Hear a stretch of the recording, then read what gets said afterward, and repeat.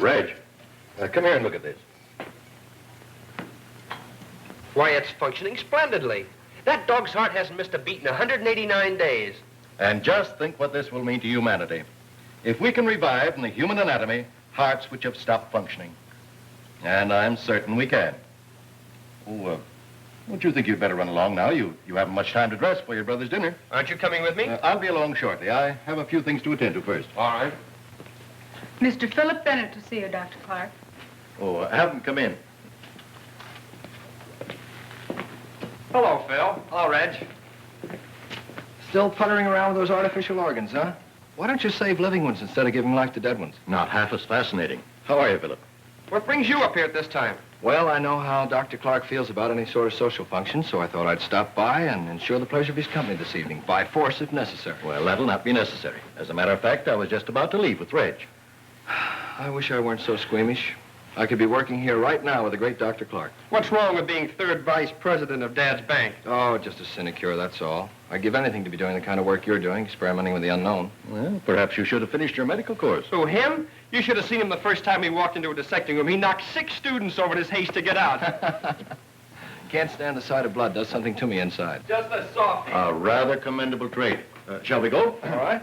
I'll drop you off at the apartment, give you a chance to change into your dinner clothes. Oh, I knew there was a catch to it.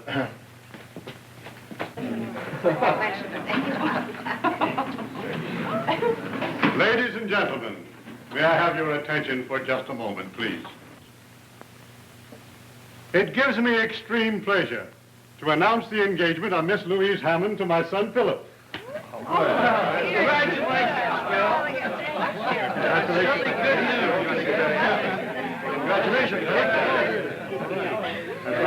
You're a lucky fellow, Philip. If Louise hadn't fallen for you, I might have stood a chance. Reggie's in love with her, you know. Fine situation, isn't it? My brother in love with my future wife. At least it'll ensure harmony in the family. Oh, that's a consoling thought. Oh, I'm sure you'll survive the blow without any severe damage. I'm wounded for life. I've already resigned myself to the life of a bachelor. They make a charming couple, don't you think, Professor Toller? Perfectly suited for one another. Right. Besides that, they're very much in love. I think that's rather important, too. But then, anyone could see that at a glance, especially a great psychoanalyst of your reputation. Well, I didn't think it necessary to mention the obvious. Forgive me, but I keep forgetting that you deal mainly in repressions.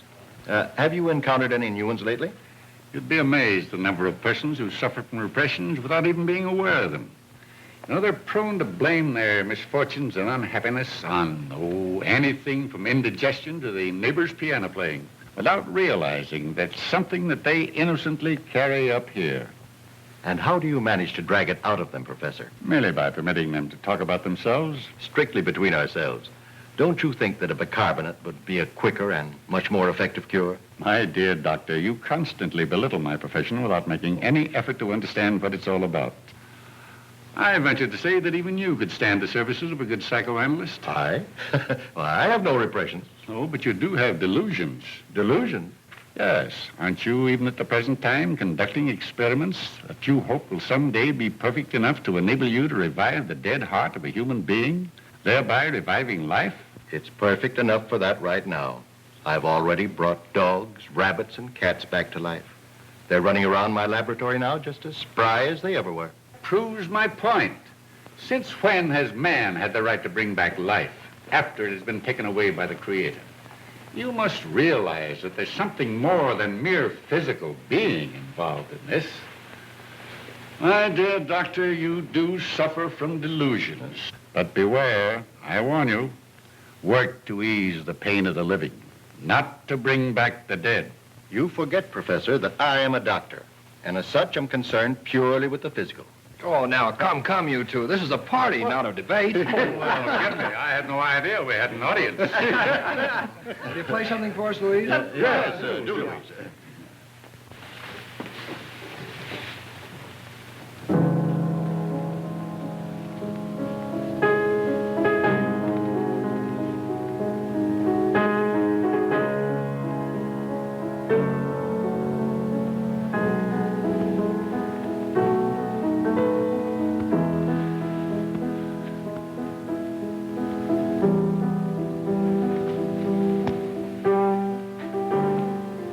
Dies at midnight.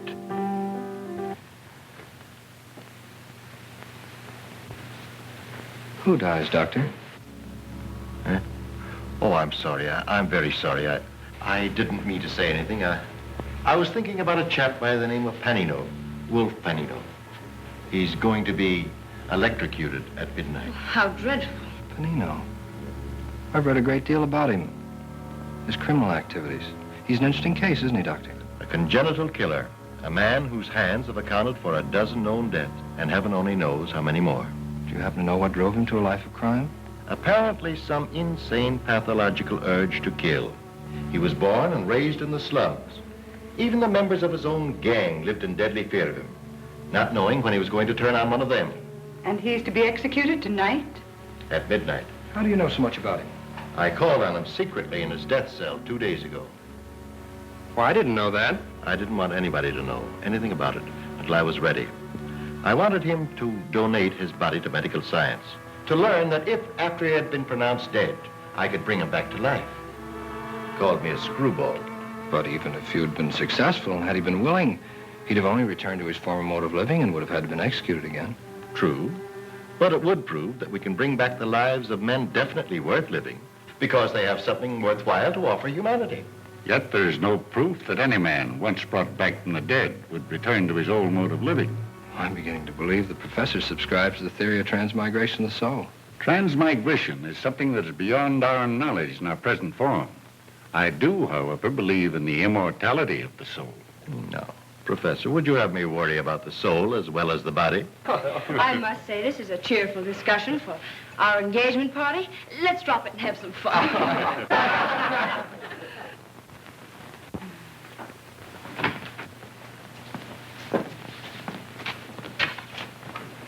Hello, Zero. Boy, thought you'd be asleep by now. I can see where you're going to spoil him terribly. Oh, don't worry about that. We're great pals. We understand each other thoroughly, don't we, huh? I guess it's time your Aunt Margaret took herself off to bed. Now, don't stay up too late, you two. No, I've got to leave right away. I've got an early appointment in the morning. Good night, darling. Good night, Aunt Margaret. Good night. Good night. Come on, Zero. Happy? Mm-hmm. Gee, I hate to leave. I never seem to get enough of it. I'll remind you of that after we're married. This is one love that marriage won't cure.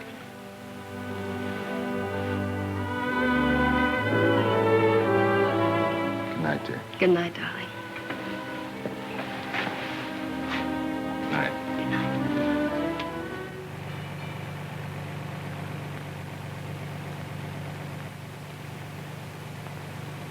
A special news bulletin from the state capitol.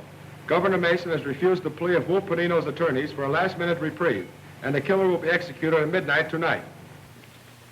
Well, it seems we're always the last ones to leave. Yes, I'm afraid we've outworn our welcome. Nonsense. You two are my dearest friends.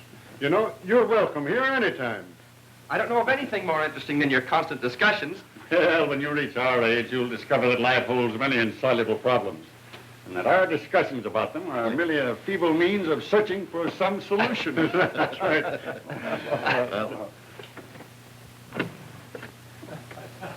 Good night. Good night.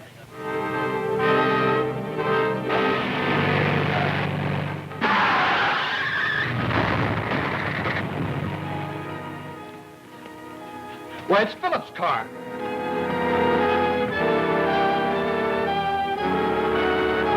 Reg, get your medical kit.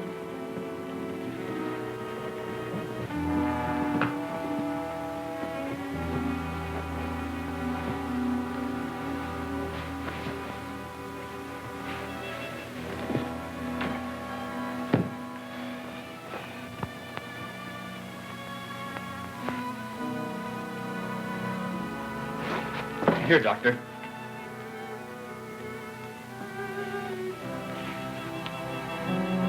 That'll not be of any use now. Shock killed him instantly. What? It can't be. It's impossible.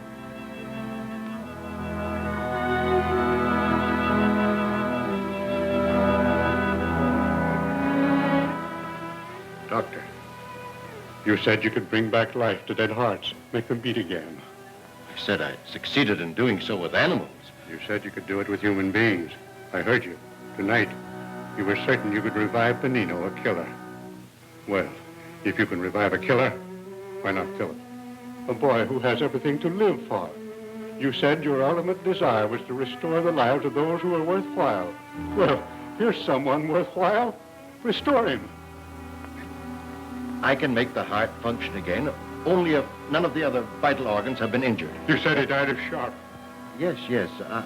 But I'd have to be certain, very certain. Oh, for heaven's sake, Dr. Clark, we can make certain of that in a few minutes. You know we can. Every moment counts. Yes. You've always wanted that opportunity. Well, here it is.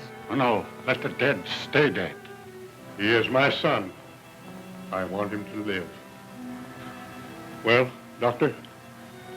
Very well. I'll try. I'll get my car and bring it around to the house. Yes, hurry, hurry. Panino refused me. And now...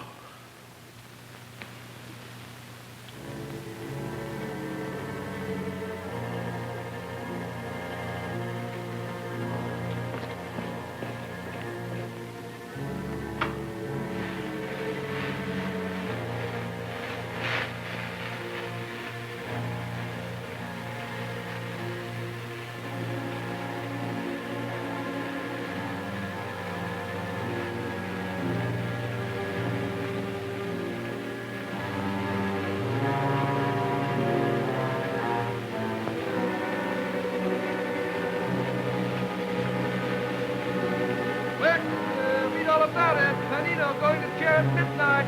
Killer to burn. Get your paper. Wexler, read all about it. Panino going to chair at midnight. Killer to burn.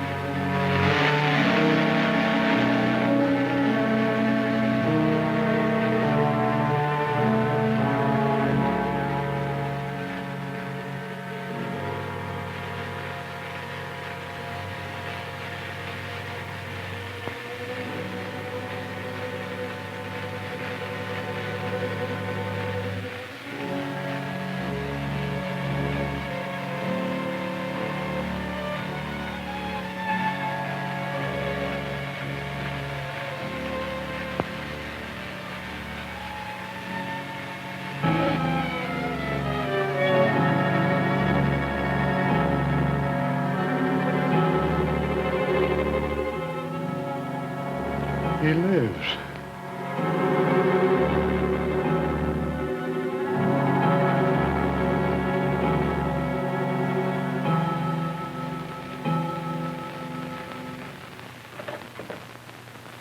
How do you do, Professor Toner? Is Mr. Bennett in? He's in the drawing room, sir. Oh, all right.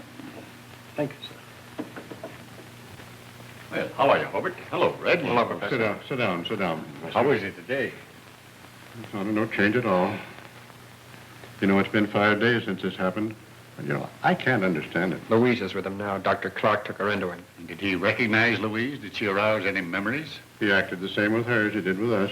It's as if he'd never seen her before. She had to be introduced. He remembered nothing? We had to tell him she was his fiancée. Does she know the reason? Not even she must know. No one must know the truth. Remember that. We're telling everyone he's suffering from amnesia caused by the accident. Yes, it's better that way. If the truth were to become known, the world would look upon him as a ghostly freak. Dr. Clark has agreed to say nothing of this. In fact, he prefers it that way. He wants to study the results of his experiment even before announcing it to the medical world. Well, Hello, Doctor. Hello, Professor. how is he? Physically, he's all that could be desired. He's as well now as he ever was in his previous existence. But mentally, No improvement at all? none. His mind seems to be engulfed in a mist which is impenetrable. Well, perhaps it's only a question of time until something occurs that will recall him to himself. Perhaps. But in the meantime, it's frightening. Why don't you speak with him? Maybe if you were to probe at his subconscious memory, you could get him Why, to... I'd be delighted if there's no objection. Oh, none at all. We must try every means. But remember, he won't recognize you. Oh, I understand that, Doctor. It was the first time we'd met. You asked for an introduction, and we danced together all evening. You insisted on walking home with me, and we walked all the way in the snow. You said you didn't mind the snow or the cold or anything as long as I was beside you. Do you remember? Don't you remember? Don't you?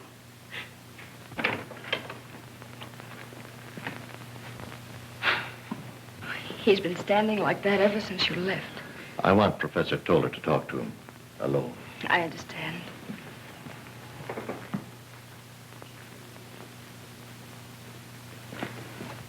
Philip. Philip. Hello. This is Professor Toller. He's a friend of yours. Hello, Philip. I'll leave you two alone. Won't you sit down, Philip? I'd rather stand. In order that you may feel perfectly at ease, I want to assure you that outside of Dr. Clark, I've been closer to your family than anyone else. I've watched you grow from a boy of 10. Now, suppose you tell me what you've been thinking of since your accident. I don't know. It's all confused. Well, try and go back a bit. Maybe we can strike a responsive chord. Something that will penetrate all this confusion. Do you remember anything of the time you spent at Croton Prep School? Never heard of the place. Do you recall anything of your years at the university? No, not a thing. Why are you looking out there? What are you looking at? What is it that attracts you? What do you think of when you look out there? What comes to your mind first? Questions. Questions, that's all I get. Do you remember this? Do you remember that? Well, I don't remember anything, and I don't care. Do you understand? Now get out of here and leave me alone. Go on, get out. I never heard him shout like that before. Why, he was always fond of Professor Toller. Why should you order him out? I can't understand it. I can't. The other's impossible. Oh, I must put it out of my mind. What's impossible, Professor? Nothing. I was just thinking out loud. Do you think he'll recover soon? People do get over amnesia, don't they? Amnesia? Oh, yes, it is amnesia in a way. But don't worry, my dear. It's only a question of time.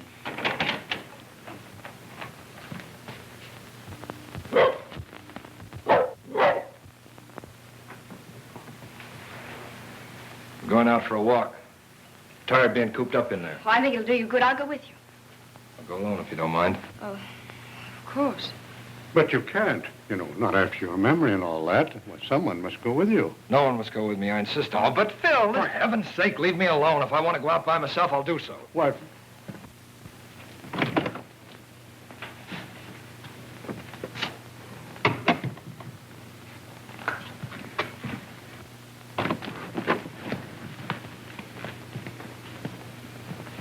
Just as I thought. The same direction that he was looking out of the window. He's hailing a cab.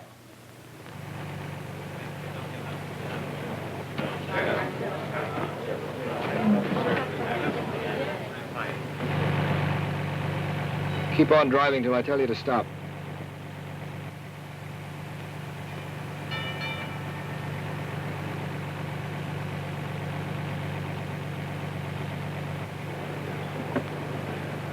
Pull up over here, driver.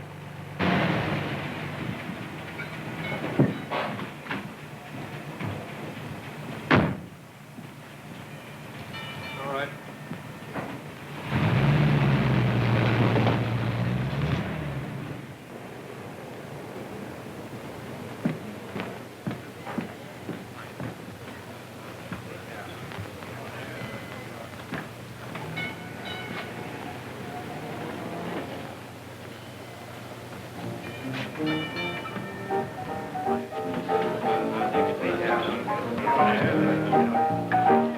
Hey, since when you been getting the carriage straight? I never saw him before.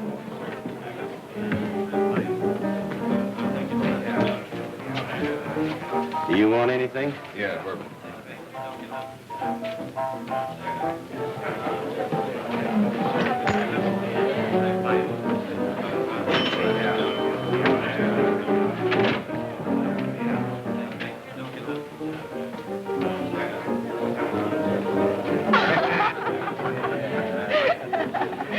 Reminded me of John.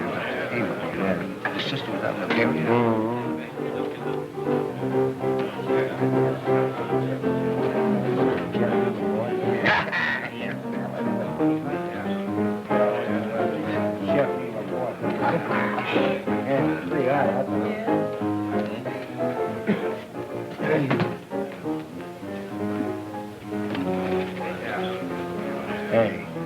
That's a big idea. Scram out of here. We're old friends. We'd like to be left alone. All right, boys.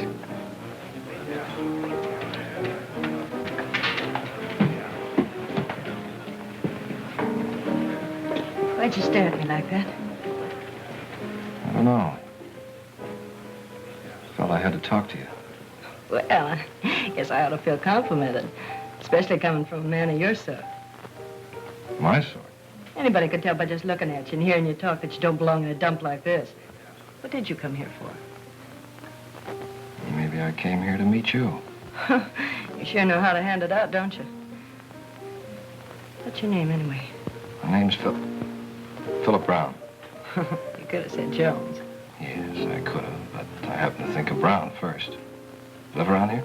Yeah, just around the corner. My name's Helen Langle, and it's no phony. Not married, are you?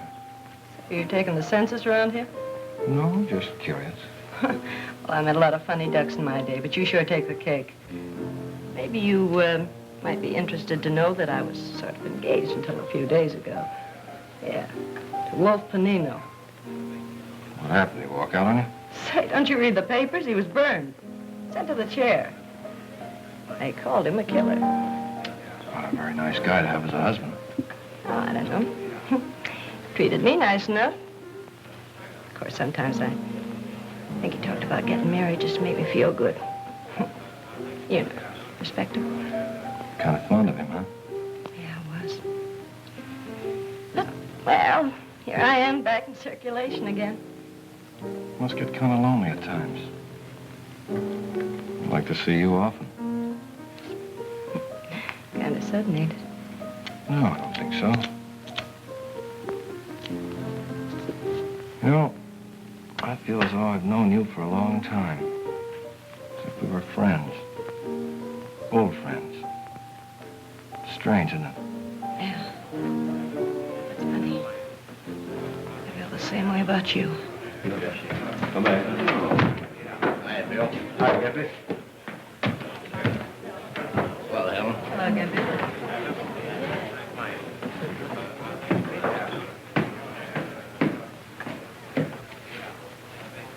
Where are you going? Up there? I wouldn't if I were you. Why not? That's where the Panino gang hangs out. Mitch Larson's running them now, and he don't like strangers to bust in on him. I don't think I'll have any trouble. You wait here till I get back. We're going out.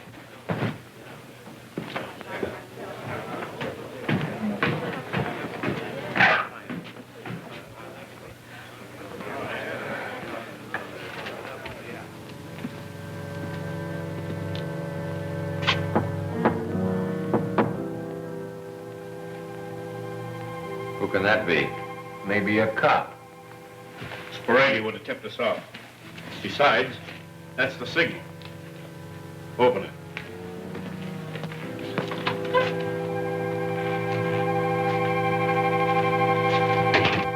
How'd you know the signal? Signal?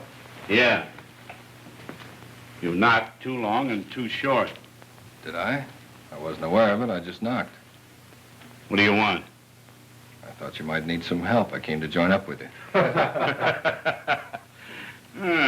Come to join up with us, huh? Just like that. What do you think this is, Boys Town? How do we know you're not a dick? You don't yet. What are you trying to pull off here? Go on. Get out. Beat it. Don't. Don't. Don't.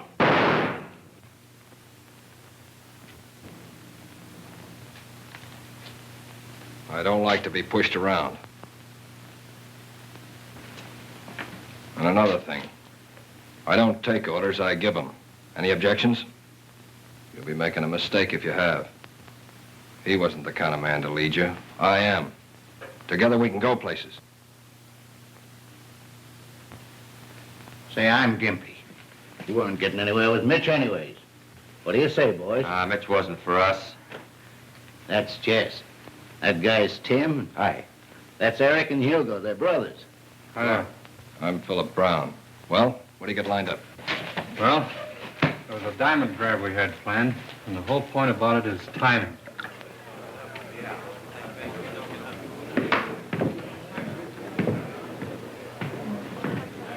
Well, what do you know about that? I thought Mitch would kill you. I was just waiting here to find out one way or the other. It's the other. There's no more Mitch. Are you kidding?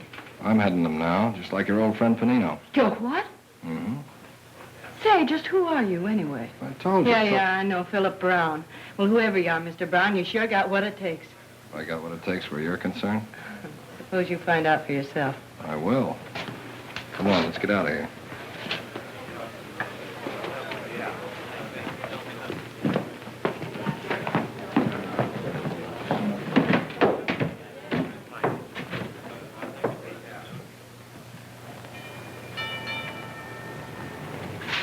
What did you stop for? Strange. I feel as if I'd been here before. Well, that is funny. I live in this house. Let's go in. Well, say, we going out first? Well, there's plenty of time for that right now. I'd like to see your place. Mind? You don't waste any time, do you? Well, all right. But don't forget, I'd like to go out.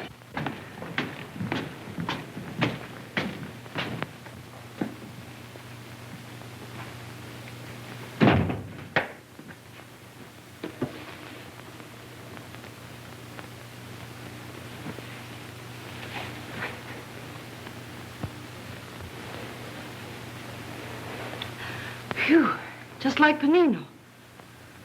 Say, if I didn't know better, I'd swear it was him. Well?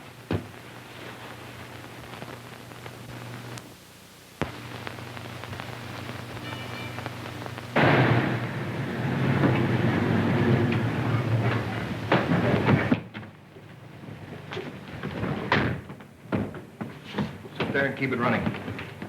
Sure it's up there? Yeah, he's been cutting that stone 3 months. Big enough to knock your eyes out. Well, we'll save him the job of finishing. Take that and anything else that's around, but don't stay too long. Once we get into the back and get that elevator switch working, it's a cinch. All right, I'll keep the building clear. If you hear the horn, duck.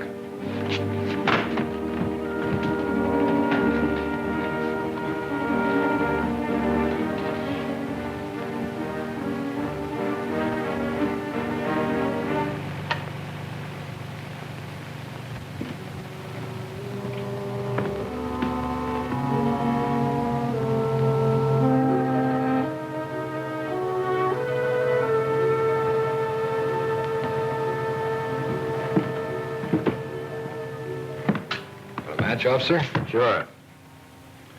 You must have been working late tonight. Yeah, just on our way home.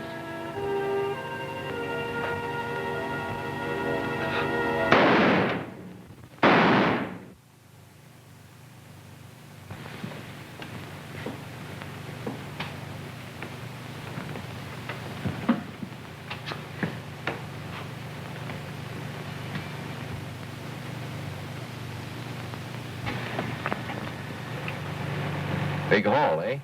Yeah, bigger than you think. Split up my share, boys. Where do you live?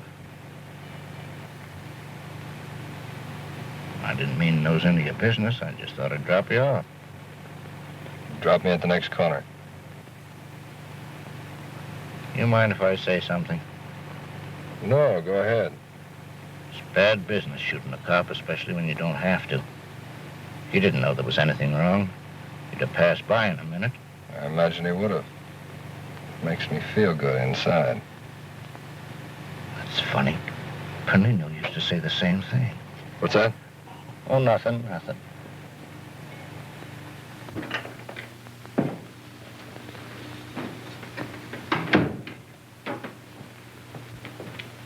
Philip! We've been waiting for you. Where have you been? Does it matter? Why, of course it matters, son. You know, you shouldn't be out so late. Alone? Not since your accident. Oh, Phil, can't you see we're concerned about you? We were almost going to send the police out to look for you.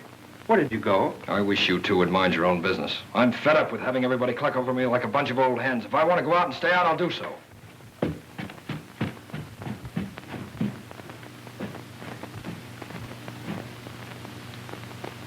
A crime wave which has aroused the entire city.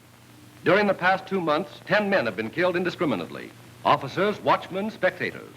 The cold-blooded callousness with which these crimes were committed have caused both police and newspapers to compare the mysterious leader with the deceased Panino.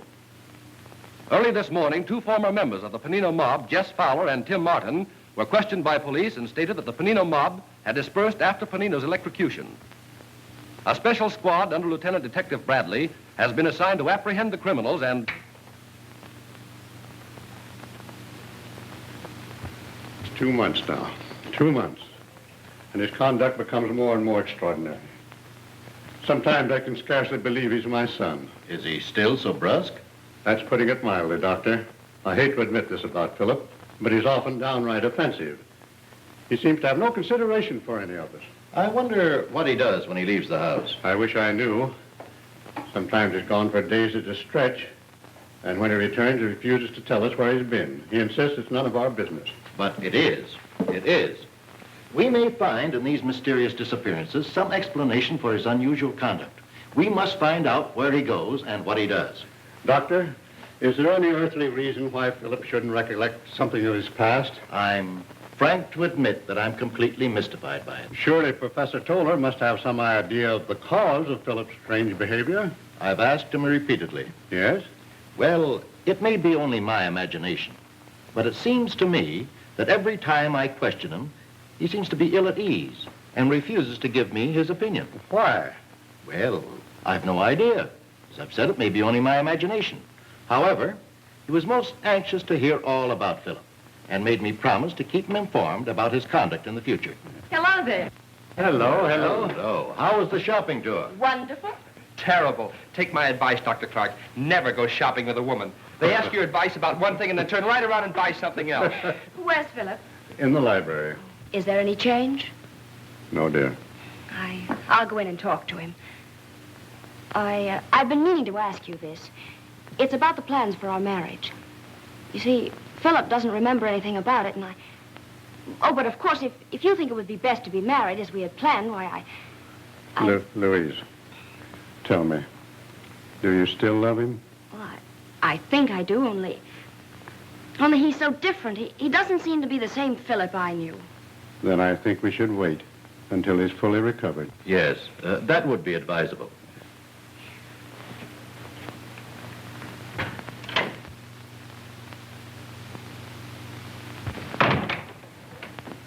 I thought I'd come in and keep you company. Nice of you. I wondered where you...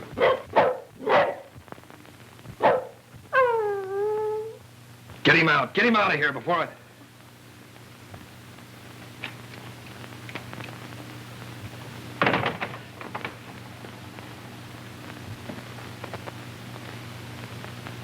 I'm sorry, but that dog, it bothers me. I didn't mean to explode. Oh, it rather startled me, too. Please, sit down.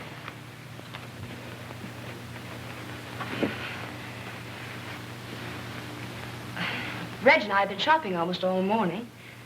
Been seeing quite a bit of my brother, haven't you? Why, yes. He's such fun. We met quite a few of your friends. They all asked about you and wanted to know when they could come and see you, but Reg thought it better to wait until you had fully recovered, and I... What's the matter, Philip? Why do you stare at me like that?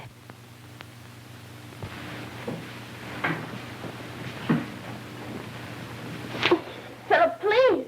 What's the matter? Well... You said we were engaged, that you were in love with me. Yes, but... Well, are you afraid of me? Oh, don't, Philip. Philip, please. Philip, let me go, please. Well, what is it? What happened? Nothing yet. Maybe that'll teach you to mind your own business. Philip, how could you?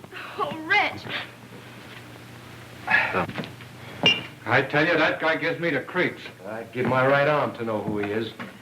If you ever found out, it'd cost you more than that. He must have plenty of cash. Never once takes his cut.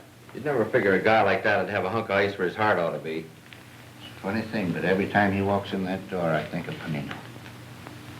That's why he gives me the creeps. He uses his rod like Panino did. Doesn't care how often it goes off or in what direction. Oh, well, what's the difference who he reminds us of? You got something there. A couple of more months like this, and I'm going to buy a farm somewhere and retire. Hey, what's keeping you, though? He'll be up in a minute. He's downstairs with Helen. I don't know any more about him than you do. He just won't spill. You know, you'd think being as close to him as you are, you'd at least know who he was. He's the talking kind. Except when he makes love, and then he sticks to the subject. He's sure strong for you.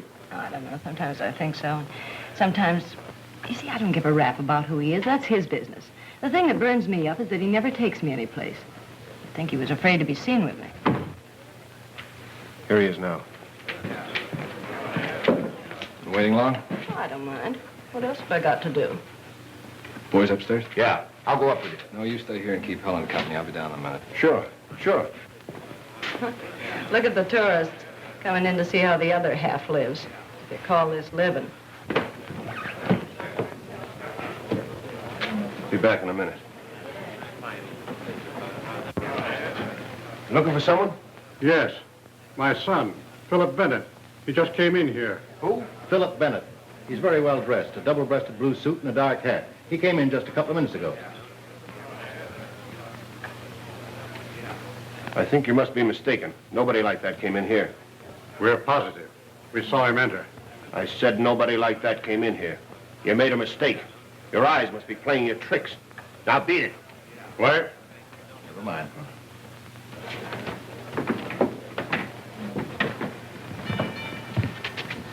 He'll have to come out sometime. Let's wait in that doorway.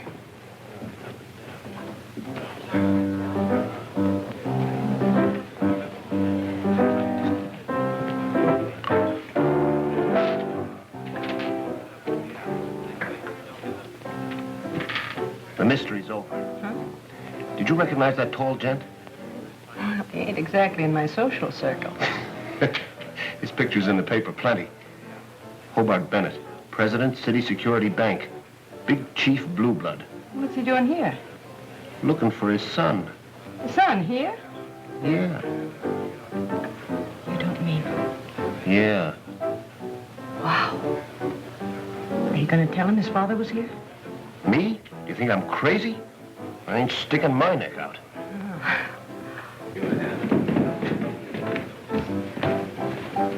All right, let's go. See you later, Hugo. Yeah.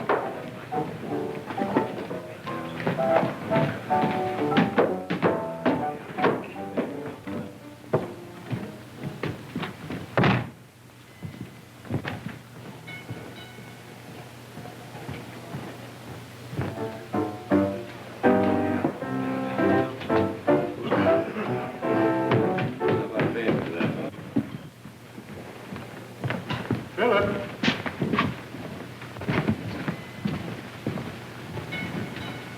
You go on ahead. I'll catch up with you later.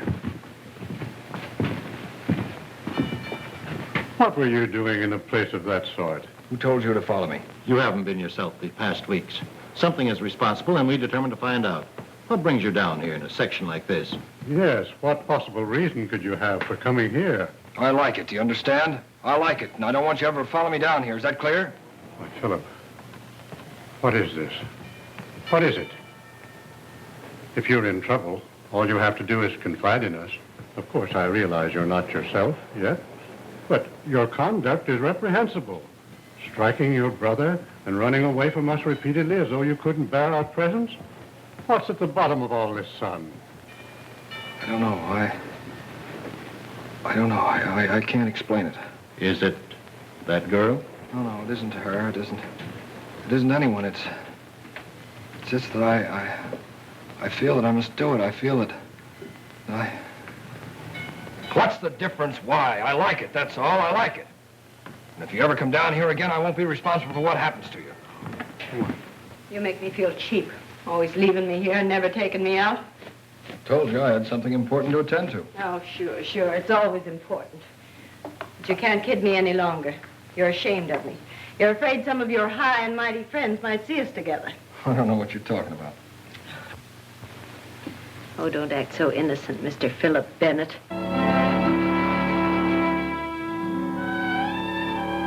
What name did you say? Philip Bennett, that's who you are. And one of those two men was your father. You needn't try to kid me any longer. Gosh, just imagine, Mr. Philip Bennett, leader of the Panino mob, and my boyfriend. Huh, that's a laugh. You're mistaken. Oh, no, I ain't. Hugo told me. Your old man came into Sprady's looking for you. Hugo recognized him, seen his picture in the paper dozens of times. Why didn't Hugo tell me? Well, he figured that if you wanted to keep it a secret, he'd string along with you. see. Of course, I wouldn't tell anybody. You know you can trust me, don't you, Phil? Sure, of course. And just to prove that I'm not ashamed of you, I'm going to take you out. We'll do the town from top to bottom. Oh, baby, won't that be something? I always knew you were a honey. Love me? Uh-huh. You're for me, all right. How about a kiss? With pleasure, Mr. Ben.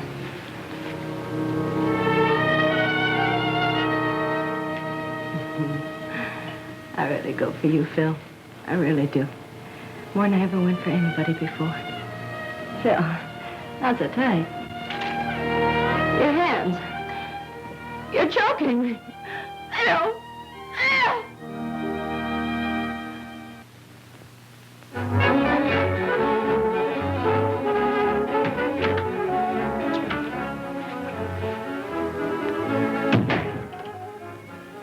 Hello, boss. Where's Eric? Oh, down the street getting some sandwiches. Why don't you stick around and have a bite with us?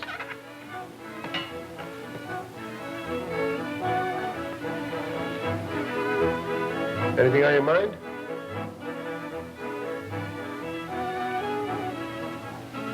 Yes. Why didn't you tell me my father was asking for me? Now, wait a minute, boss. I didn't tell anybody. You told Helen?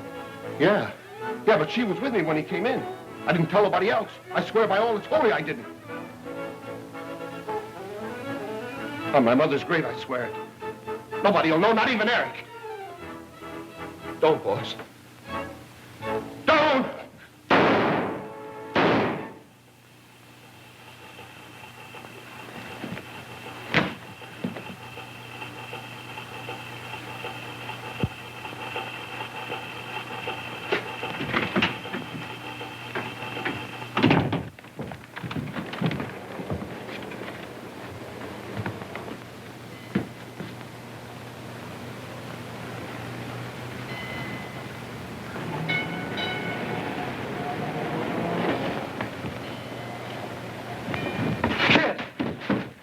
Are you all right? Hugo!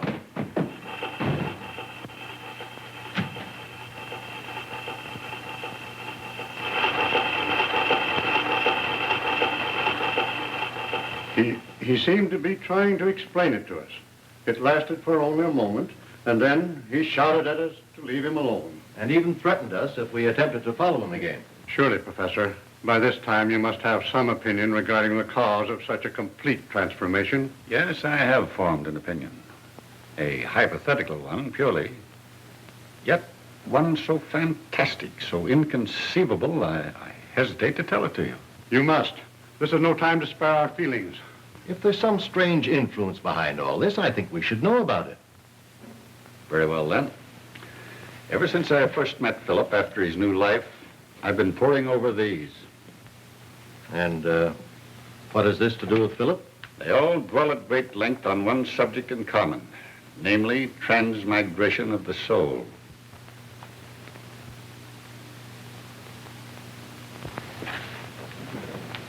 That's impossible. Doctor, do you remember the night of Philip's death that I told you, whereas it might be possible for you to revive the body, you would also have the soul to contend with, and you scoffed at me? I still don't believe it. This is incredible. How else do you explain the sudden change in Philip after he was given new life? How do we know there is such a thing as a soul? My dear doctor, the existence of the soul is something upon which all religions, all philosophies thoroughly concur. They may not agree regarding transmigration or the manner of its immortality, but as to its actual existence, they leave no reflection for doubt. Oh, I can't believe it.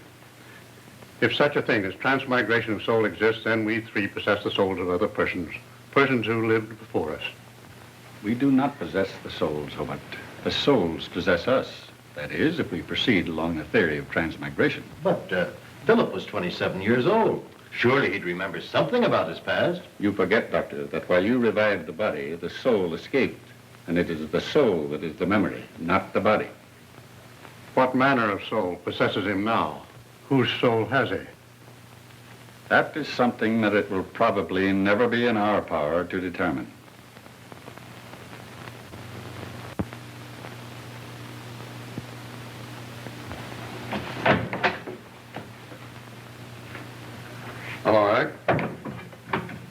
Never thought you'd be calling to see me of your own accord.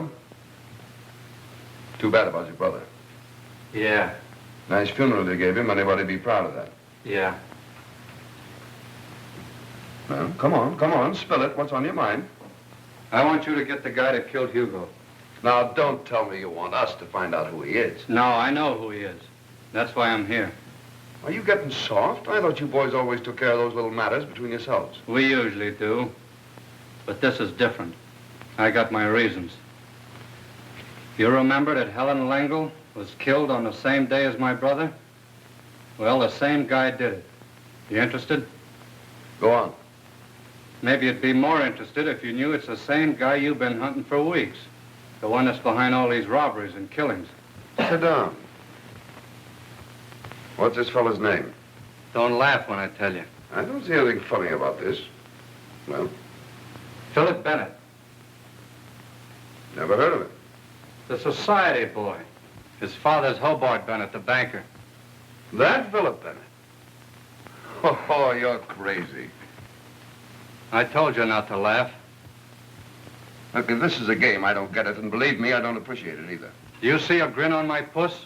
I'm giving it to you straight. He's heading to Panino mob. Tell me what you know. He walked in on us a week after Panino got burned. Knocked off Mitch Larson and took over. Told us his name was Philip Brown. What'd he knock Mitch off for? He don't need no reason to knock anybody off. Real bad, huh? You ought to know. He gives us all the willies. Works just like Panino did. What makes you so sure he's Philip Bennett? Hugo recognized his old man when he came around Sporades looking for him. Hugo told Helen. That's how come they both got at the same time. You still got your good health. He didn't know it. Hugo told me, too. Or else I wouldn't be sitting here. How come you didn't take care of him yourself? Too easy. This way his whole family pays. I'd feel a lot better. Why should a young society boy like Philip Bennett be mixed up with your sort? That's the one thing I can't figure out. Maybe it's thrills, I don't know. Some of those guys will screw you in a bat. Yeah, it don't make sense. Maybe he's too big for you to touch, huh? You know better than that. But what evidence have I got other than your word, which is nothing but the word of a gangster? I thought of that. That's why I waited till now. I just left him. Yeah? We're pulling a job tonight. And if you caught him actually at the works, you wouldn't need anything else, would you? No, that's all I'd need. And you'd take care of me. You know what I mean? Well, I'll do what I can. Miller's Warehouse, 8th Street, 11 o'clock.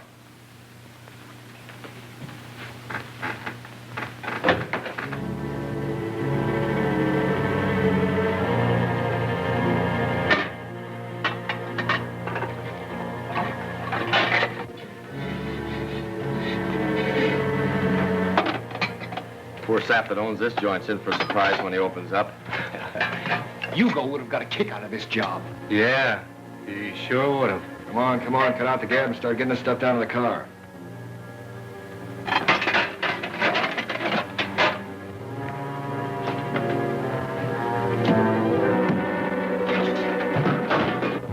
Cops are coming up.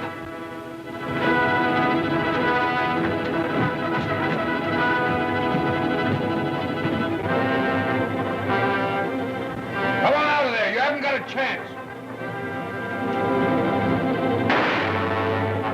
Pull that lock off.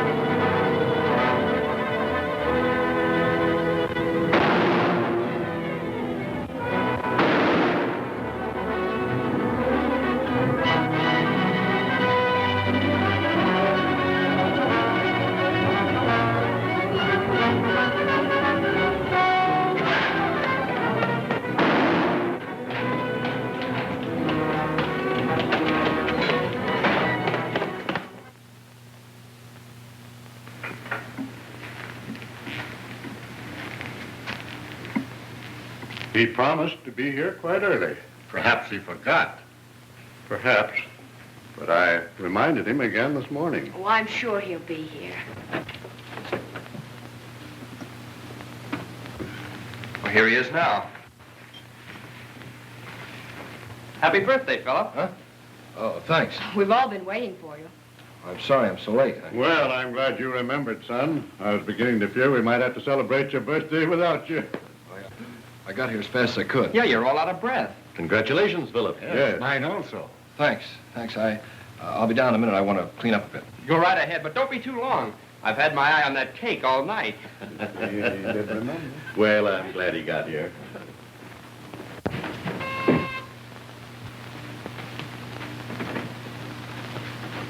I'm Lieutenant Detective Bradley. I'd like to talk to Mr. Bennett, Hobart Bennett.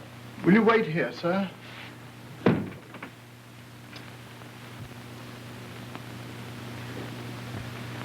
I beg your pardon, sir, but there's a Lieutenant Bradley of the police to see you. To see me? Yes, sir. Well, have him come in. Very good, sir. Will you go in, sir? Thank you. You want to see me? Yes, I hate to intrude like this. We trailed an escaped thief to this section. We're covering every house. Well, he couldn't be here unless he broke into the servants' quarters. Yeah, I'll take a look down there.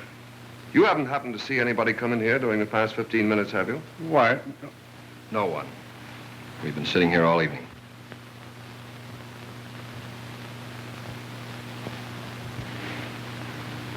Oh, my eldest son. Philip, this is Lieutenant Bradley of the police.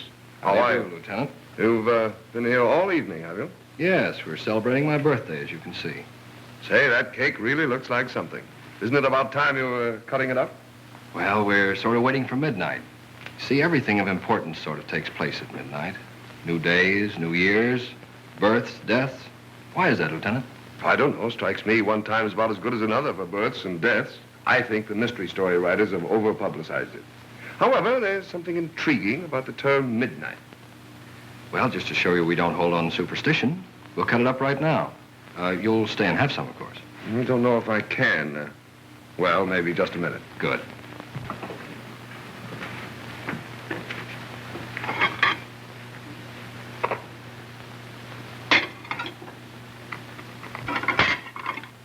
There we are, Lieutenant. Ah, thanks.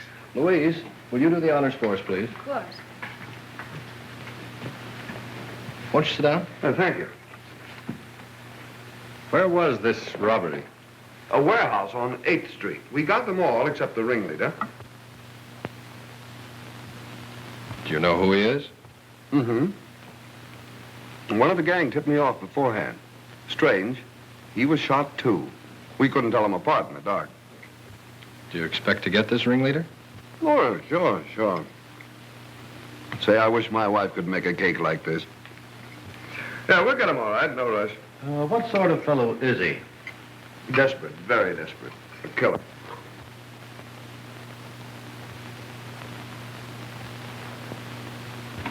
Yeah, I've got to watch my diet. I can't eat this. Yes, this fellow's a real killer, all right.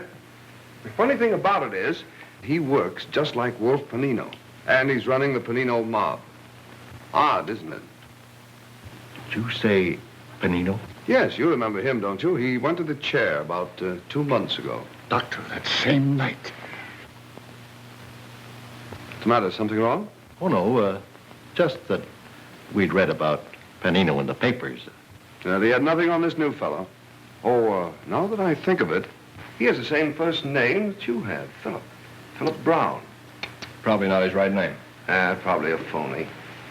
Maybe you remember reading about that boy and girl that were killed down the east side last week. They found out his real name, so he killed them. Some relative innocently went down to the place, and that's what gave it away. Where was this place? Oh, you never heard of it. It's down in the slum section. A place called Sporades. Sporades.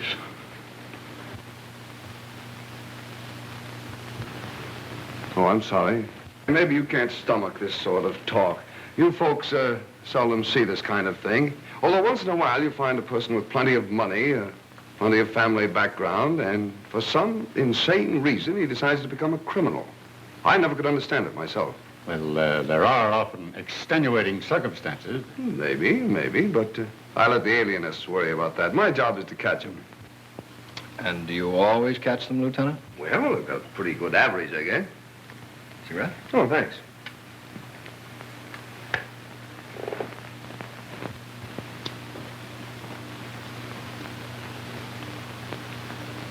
You, something stuck on your shoe. Oh, so there is.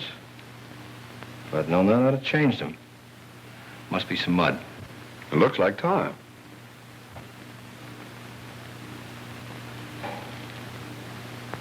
Yes, it is. Guess I got it on the pavement. Or on the roof. Roofs are covered with tar. I used to play on them every day when I was a kid, cops and robbers, and I always played the robber. Now I make a living playing a cop. Shows you can't ever tell how a kid will wind up. Well, I better be going. Strange, you didn't see anybody come in here. Oh, we picked up the cab driver who drove the fellow we're looking for away from the robbery. He says he let him off down the street and saw him run in here. Mind if I bring him in to take a look around? Oh, he couldn't be here. Well, then there won't be any harm done, will there? It's just one of those routine things. Won't take a minute. I'll bring him in. Just a moment, Lieutenant.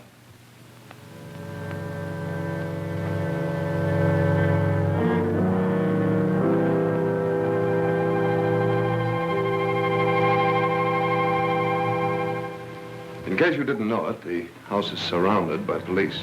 I assumed that much. That's why I want you to help me. Help you? Yes. Go to the door and order them away. You and I will wait here for a while, and then we'll leave together, in case they don't obey. That would work all right, except, what if I refuse to order them away?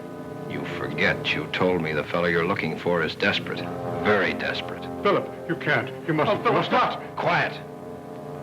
I haven't much patience, Lieutenant. Well, I haven't any alternative, have I? Yet I could just sit here and think it over for a moment, couldn't I? Yes, you could. But after a while, the police would become concerned about you and break in.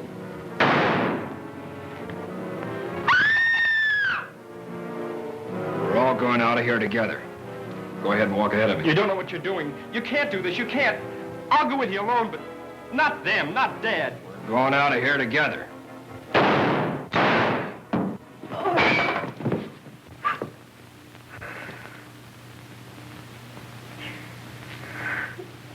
I had to do it, even though he was your son. He wasn't my son.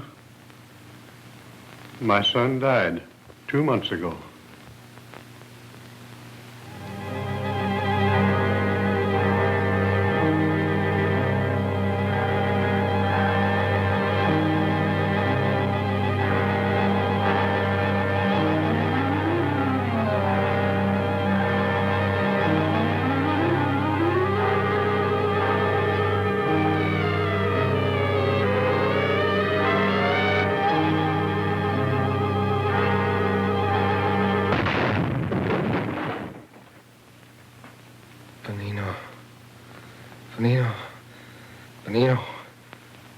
Benino.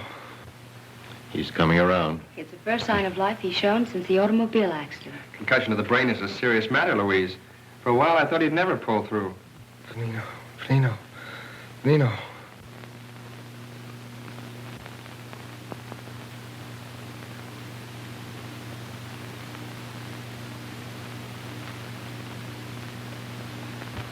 Thank heaven he's coming out of his coma at last. Now, don't try to move. Where? What? What? You've been in a coma for 4 days, ever since your accident. Darling, I'm so glad you're better. So glad. You'll never know how glad I am. A nightmare, a horrible nightmare. What is it, darling? Nothing at all.